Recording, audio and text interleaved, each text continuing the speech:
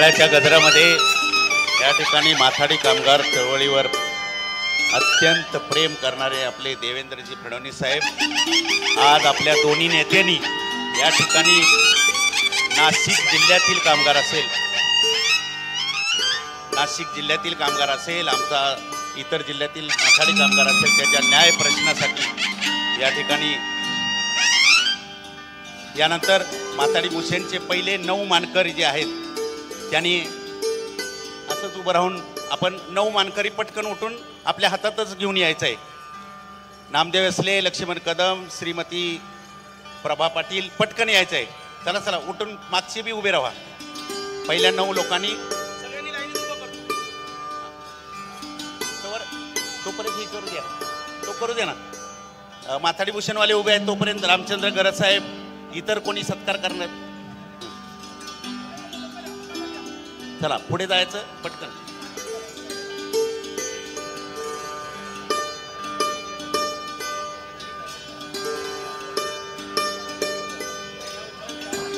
आमचे अण्णासाहेब पाटील आर्थिक मागास विकास महामंडळाचा लाभार्थी जो माथाडी कामगार आहे, थांबा 9 थांबवा देवरे.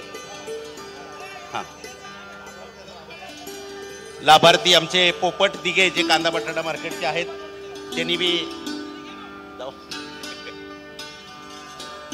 पटपट जायचं पुढे.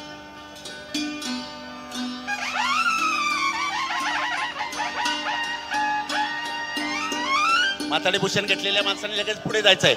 पुढे जावा, तसंच पुढे जावा, मागे येऊ नका, पुढे जावा, तसेच पुढे जावा. हे लाभार्थी आमचे लाभार्थी हा ते राहू.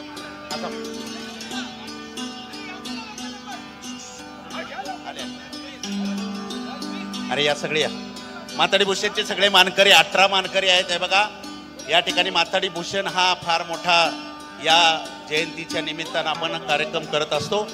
माथाडी भूषणचे सर्व मानकऱ्यांचा या ठिकाणी सन्मान करत असतो. मंत्री महोदयांना कितीही गडबड असली तरी माथाडी भूषण आपण व्यासपीठावरच देतो.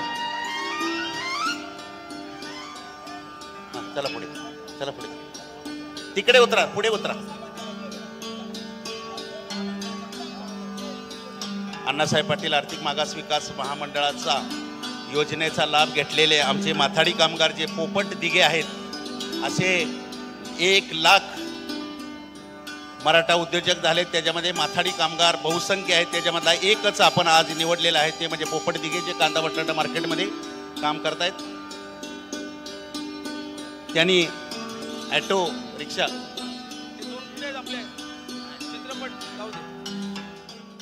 सत्काराचा कार्यक्रम संपलेला आहे. माली व्यासपीठावरती पाहुण्यांना विनंती आहे की साहेबांना जरा भाषणाला येऊ द्या.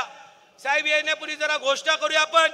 छत्रपती शिवाजी महाराज की, हात वरती करून जय भवानी, जय भवानी. धर्मवीर छत्रपती संभाजी महाराज की. कृपया विनंती आहे सगळ्यांना साहेबांना जरा जागा द्या. चला ताई साहेब या.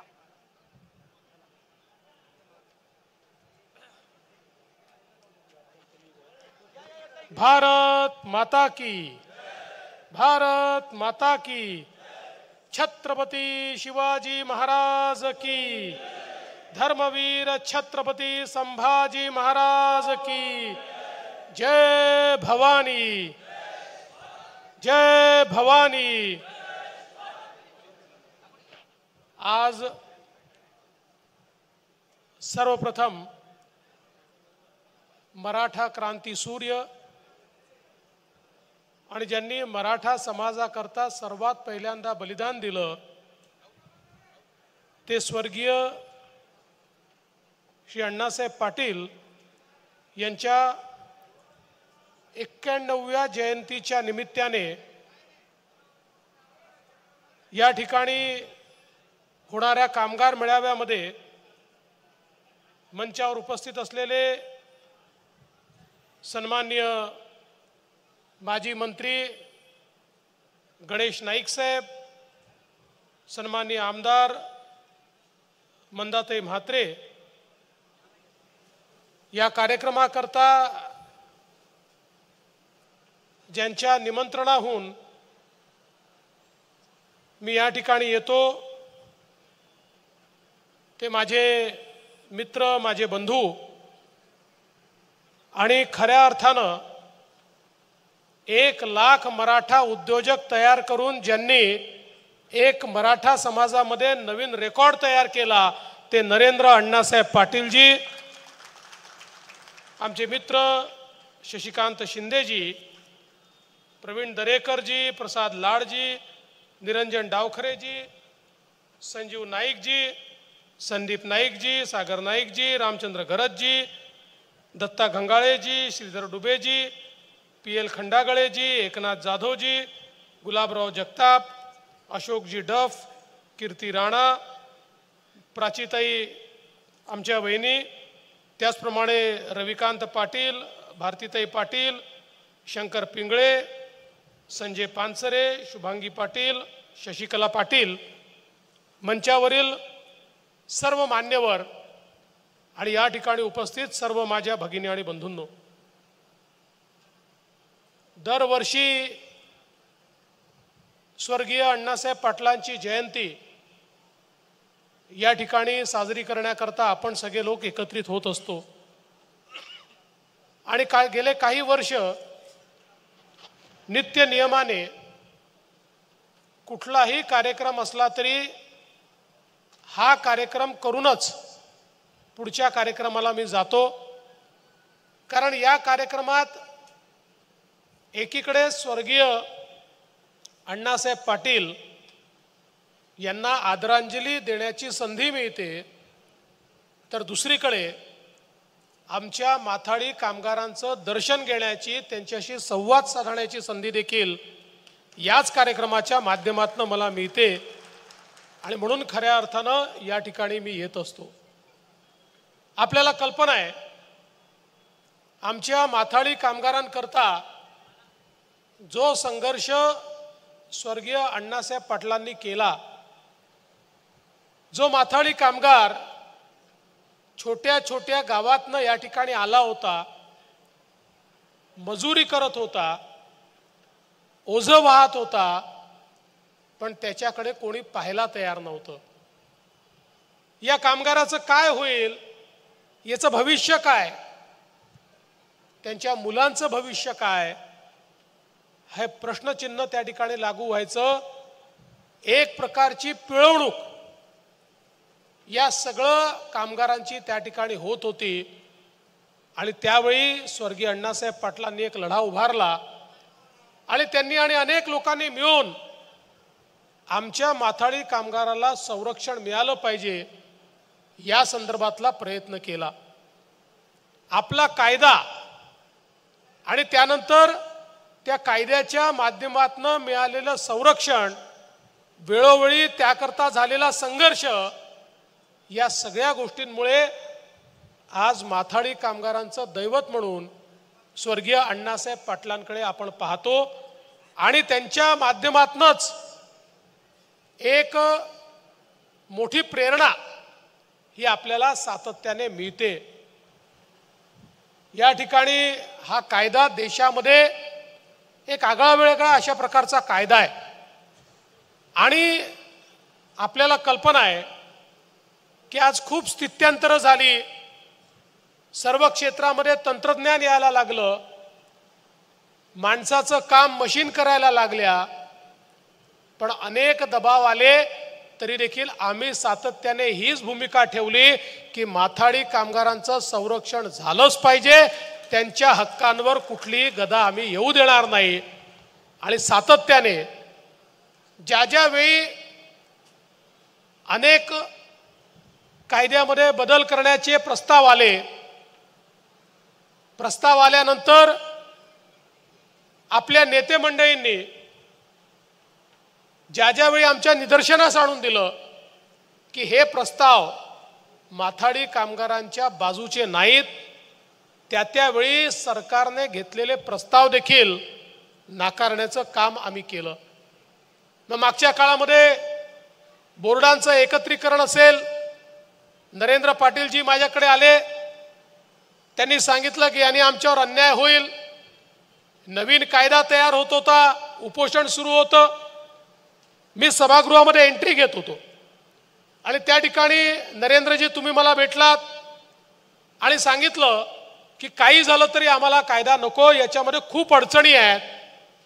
मी कुठलाही विचार केला नाही, थेट सभागृहात गेलो, शशिकांतजींना माहिती आहे, आणि जाऊन घोषणा केली, जर कायदा माथाडी कामगारांवर अन्याय करणारा असेल असा कायदा आम्ही करणार नाही, आणि तो कायदा त्या ठिकाणी आपण परत पाठवण्याचं काम केलं. कारण शेवटी समाजातला हा महत्त्वाचा घटक आहे की ज्याने आपल्या मेहनतीवर आज या ठिकाणी आपला संसार उभा केला आहे, ओझं वाहून उभा केलेला आहे. आणि म्हणून अशा लोकांचं संरक्षण करणं हे अत्यंत महत्त्वाचं आहे.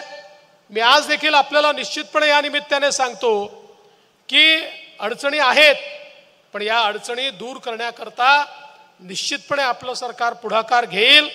आणि विशेषतः नरेंद्रजी, नाशिकवाल्यांचा जो प्रश्न आहे, पुढच्या 15 दिवसामध्ये माझ्याकडे बैठक लावतो, त्या ठिकाणी पणन मंत्री आणि कामगार मंत्री या दोघांना उपस्थित करतो, आणि या संदर्भात जे काही जो अन्याय आहे तो अन्याय दूर करण्याचं काम हे आपण निश्चितपणे या माध्यमातून करू. वडाळ्याच्या संदर्भात आपणही बोलला, शशिकांतजी बोलले.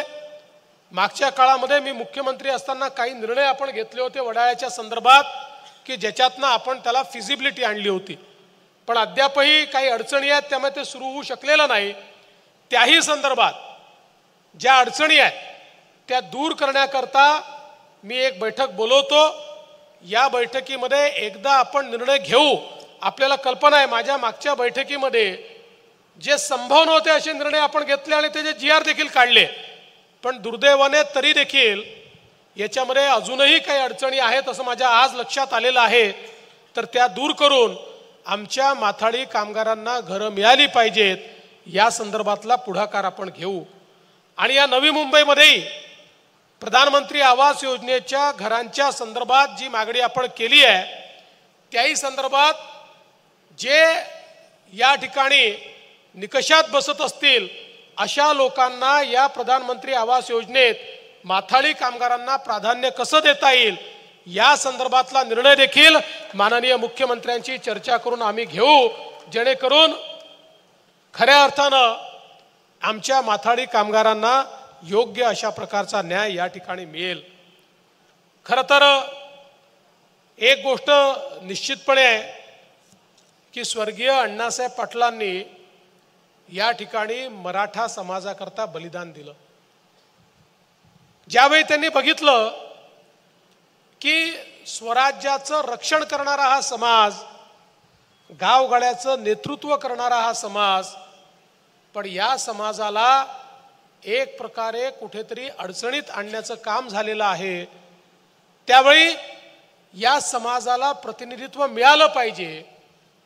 कुठेतरी नोकऱ्यांमध्ये, शिक्षणामध्ये समाज पुढे गेला पाहिजे, या दृष्टीनं स्वर्गीय अण्णासाहेब पाटलांनी त्या काळामध्ये ही मागणी केली की आर्थिक निकषावर या ठिकाणी हा मागास असलेला समाज आहे, या समाजाला त्या ठिकाणी आरक्षण मिळालं पाहिजे. दुर्दैवाने त्यांची मागणी ही मान्य झाली नाही, त्याच्याकडे दुर्लक्ष झालं. अतिशय व्याकुळ अण्णासाहेब पाटील अतिशय व्यथित त्या ठिकाणी झाले आणि त्यांनी निर्णय केला की जर मराठा समाजाला मी न्याय देऊ शकत नसेल तर माझ्या जीवनात कुठलाही अर्थ नाही, आणि त्यांनी आपलं बलिदान हे मराठा समाजाकरता त्या ठिकाणी दिलं. खऱ्या अर्थानं आज जी काही मराठा समाजाची चळवळ उभी झाली, ती चळवळ ही अण्णासाहेब पाटलांमुळे उभी झाली, हे आपल्या सगळ्यांना लक्षात घेतलं पाहिजे. आणि हे खरं आहे की अनेक अडचणी अजूनही आहेत. मला आठवतं, मी मुख्यमंत्री असताना आपण मराठा समाजाला आरक्षण दिलं. देशामध्ये मराठा आरक्षण एकमेव आरक्षण होतं की जे उच्च न्यायालयात आपण टिकवून दाखवलं, जोपर्यंत मी मुख्यमंत्री होतो सर्वोच्च न्यायालयात देखील ते टिकलं. दुर्दैवाने त्यानंतर ते टिकू शकलं नाही. पुन्हा माननीय मुख्यमंत्री एकनाथरावजी शिंदे यांच्या नेतृत्वामध्ये 10% आरक्षण आपण दिलं. दरम्यानच्या काळामध्ये माननीय मोदी साहेबांनी EWSचं आरक्षण दिलं. त्याचाही फायदा मराठा समाजाला मिळत होता. परंतु सातत्याने वेगळं आरक्षणाची मागणी असल्यामुळे शिंदे साहेबांच्या नेतृत्वात आपण 10% आरक्षण दिलं. आज वेगवेगळ्या प्रकारच्या मागण्या होत आहेत. मी असं म्हणणार नाही की मागण्या चूक आहेत, पण आपल्याला एकच गोष्ट लक्षात घेतली पाहिजे की कुठलीही मागणी आपण जी करतोय ती कायद्याच्या चौकटीत बसली पाहिजे. अन्यथा एखादा निर्णय आपण घ्यायचा आणि तो कायद्याच्या चौकटीत बसला नाही म्हणून तो निर्णय न्यायालयाने रद्दबातल करायचा, अशा प्रकारची वारंवार एक प्रकारची पिळवणूक, एक प्रकारची फरफट ही मराठा समाजाची होता कामा नये. आणि म्हणून आज या माध्यमातून मार्ग काढण्याचा प्रयत्न आमचा आहे. शेवटी मराठा समाजाने सातत्याने विविध समाजांचं नेतृत्व केलेलं आहे. त्यामुळे कुठेतरी छत्रपती शिवाजी महाराजांचे मावळे 18 पगड जातीतले मावळे एकमेकांसमोर उभे आहेत, एकमेकांच्या विरोधात उभे आहेत. अशा प्रकारचं चित्र या महाराष्ट्राला भूषणावं नाही, ते उभं होणं योग्य नाही, ते उभं होऊ नये असा आपला सगळ्यांचा प्रयत्न आहे. आणि म्हणून आमच्या सरकारचे कमिटमेंट आहे की मराठा समाजाचे अधिकार प्रोटेक्ट झाले पाहिजे, त्यांचं आरक्षण मिळालं पाहिजे. जे आम्ही दिलेलं आहे ते आम्ही न्यायालयात टिकवलेलं आहे. आजही पोलीस भरती झाली, मला सांगताना आनंद वाटतो. मी आत्ता जवळपास 25,000ची पोलीस भरती केली. त्या पोलीस भरतीमध्ये 10% आरक्षणाप्रमाणे आमच्या मराठा तरुणांना पोलीसमध्ये नोकऱ्या मिळाल्या, ते आपण त्या ठिकाणी दिलेल्या आहेत. आता कोणाचं म्हणणं वेगळं असू शकतं, कोणाचं वेगळं असू शकतं, पण आमचा प्रयत्न सरकार म्हणून हा आहे की मराठा समाजाचे हक्क मिळावे आणि त्याचवेळी कुठेही समाजात दुफळी निर्माण होऊ नये या दृष्टीनं आपला सातत्याने प्रयत्न आहे. पण मला एका गोष्टीचं खूप समाधान आहे की आपण मागच्या काळामध्ये आपल्या लक्षात आलं की केवळ आरक्षण दिल्यामुळे इतका मोठा मराठा समाज, आरक्षण तर आवश्यक होतंच, पण इतका मोठा मराठा समाज काही सगळ्यांना नोकऱ्या मिळू शकत नाहीत.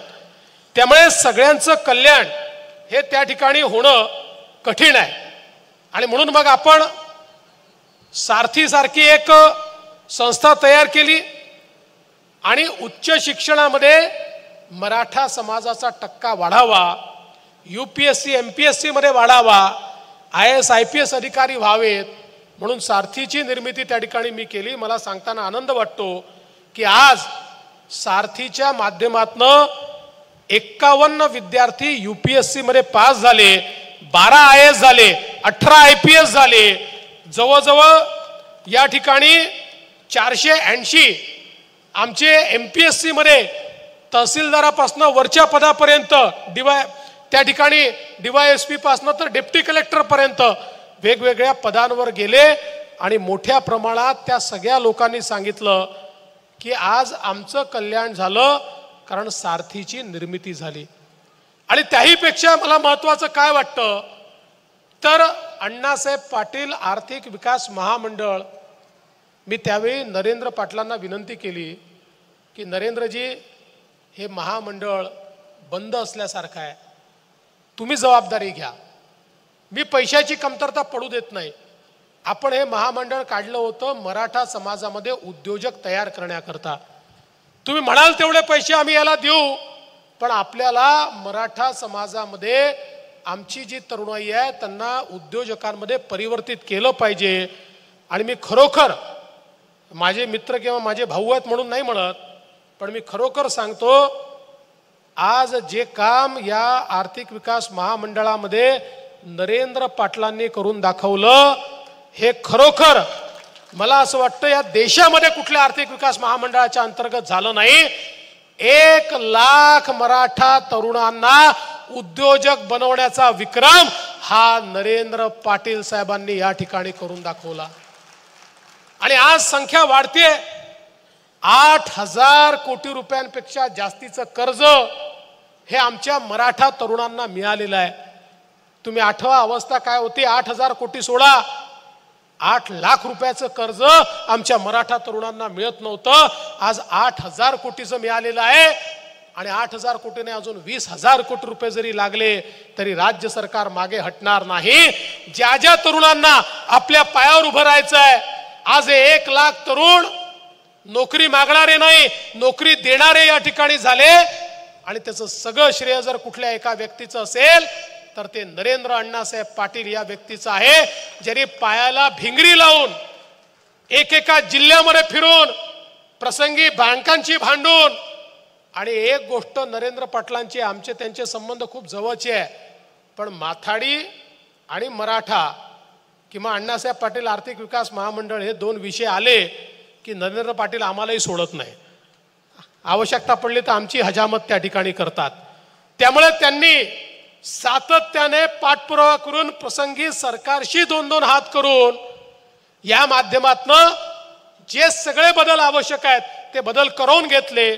आणि आज सगळ्यात सुलभतेनं कुठलं कर्ज मिळत असेल तर ते अण्णासाहेब पाटील आर्थिक विकास महामंडळाचं कर्ज या ठिकाणी मिळतं, हे त्यांनी निश्चितपणे करून दाखवलंय. आणि म्हणून आपण जी मागणी केलेली आहे, निश्चितपणे माननीय मुख्यमंत्र्यांची चर्चा करून, आणि मुख्यमंत्री त्याला नाही म्हणणारच नाहीत, त्यामुळे मला काही त्याच्याबद्दल शंकाच नाही. आम्ही या महामंडळाचं नाव जे आपल्याला बदलायचं आहे, आज ते अण्णासाहेब पाटील, स्वर्गीय अण्णासाहेब पाटील आर्थिक विकास महामंडळ आहे, त्याचं नाव मराठा क्रांती सूर्य अण्णासाहेब पाटील आर्थिक विकास महामंडळ हे निश्चितपणे आपण करू. आणि त्याची जेवढी व्याप्ती वाढवता येईल तेवढी व्याप्ती आपण निश्चितपणे वाढवू. आज मला हे देखील सांगितलं पाहिजे की आमचे जे तरुण शिकतायत त्या तरुणांकरता हॉस्टेलच्या योजना आपण आणल्या. ज्यांना हॉस्टेलमध्ये जागा मिळत नाही त्यांच्याकरता निर्वाह भत्त्याच्या योजना आपण त्या ठिकाणी आणल्या. जवळपास आपण महानगरांमध्ये ज्या मुलांना हॉस्टेलमध्ये जागा मिळत नाही त्यांना 60,000 रुपये वर्षाला निर्वाह भत्ता म्हणून देतो, कारण आपली मुलं शिकली पाहिजेत. मागच्या काळामध्ये फी मध्ये 50% सवलत दिली, आता तर मुलींना 100% सवलत आपण त्या ठिकाणी दिलेली आहे. मोठ्या प्रमाणात आपली मुलं शिकली पाहिजे अशा प्रकारचा प्रयत्न आमचा आहे. आज खरं म्हणजे अनेक गोष्टी या ठिकाणी मांडण्यात आल्या. मी आपल्याला एवढंच सांगतो की आपली जशी कमिटमेंट ही माथाडी कामगारांसोबत आहे, आपल्यामुळे माझंही नातं तसंच आज माथाडी कामगारांशी तयार झालेलं आहे. त्यामुळे आपण मला वेगळं समजू नका. मी सरकारच्या बाजूला असलो तरी देखील माझं मन हे माथाडींच्या बाजूनी आहे. त्यामुळे जिथे जिथे माथाडींकरता निर्णय घेण्याची वेळ येईल त्यावेळी माझं मत हे सरकारच्या बाजूनी नसेल, ते माथाडींच्या बाजूनी असेल, हा विश्वास तुम्ही या ठिकाणी ठेवा. आणि हे करत असताना तुम्ही मदत केलीच आहे आणि पुढेही तुमची मदत मला हवी आहे. ती म्हणजे माथाडींच्या नावावर जे फेक व्यवसाय करतात आणि आमच्या या पवित्र कारभाराला जे त्या ठिकाणी गालबोट लावतात, ज्यांच्यामुळे ही मागणी होते की माथाडी कायदा हटवा, जे खऱ्या मेहनत करणाऱ्या माथाडींचा माल त्या ठिकाणी स्वतःच्या खिशात टाकतात, अशा लोकांवर काही प्रमाणात कारवाई आपण केली आहे, पुढेही आपल्याला करायची आहे. त्यामध्ये तुम्ही मागेही आम्हाला मदत केली आहे, त्याची अधिक मदत जर तुम्ही केली तर मला असं वाटतं की काही उद्योजक जी मागणी करतात की माथाडी कायदा नको, तेही ती मागणी करणार नाहीत आणि आपला कायदा आपल्याला अधिक मजबूत करता येईल, हा विश्वास या निमित्ताने मी आपल्याला देतो. आणि पुन्हा एकदा या कार्यक्रमामध्ये दरवर्षी आपण बोलवता त्याबद्दल आपले आभार मानतो.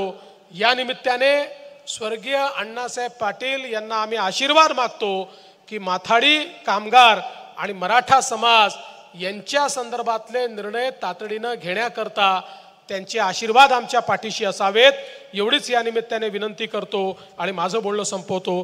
धन्यवाद. जय हिंद, जय महाराष्ट्र, जय माथाडी.